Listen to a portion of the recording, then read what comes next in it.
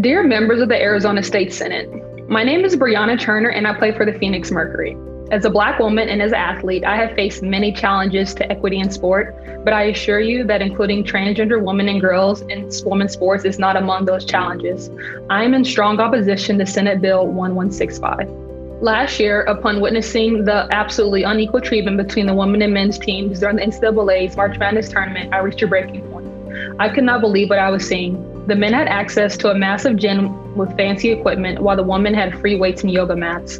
The women received less food and of lower quality and variety than the men, and the men received outside sponsors for catering that were not extended to the women's teams. The men had access to outdoor space at the height of the pandemic, the women did not. The list goes on and is outlined in painstaking detail by the law firm commissioned to do an external audit of all the NCAA's gender equity practices.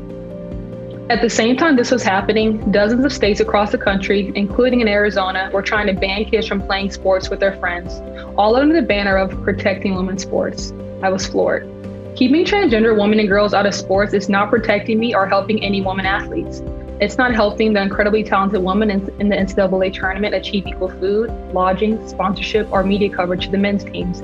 It's not doing anything to address the gender inequalities that have existed for decades in sports. This bill only contributes to bullying culture for any athlete who does not fit a particular idea of what a woman should be. And that is the opposite of the culture we're trying to create in sports.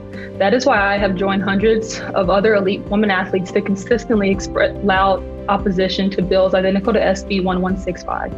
And that is also why over 1,000 college athletes have signed letters supporting letting kids play sports with their friends and against discriminatory bills like SB 1165. If we want to protect women's sports, we need to address the real inequalities that exist that women athletes are talking about every single day. These include lack of equal pay for women's athletes, far less media coverage of women's sports, and gross disparities in access to resources and facilities, to name only a few. We need equal access to resources, not separation from our teammates and friends. Athletes in women's sports need champions who will address the real problems we face, not distract from those problems by targeting kids who just want to play.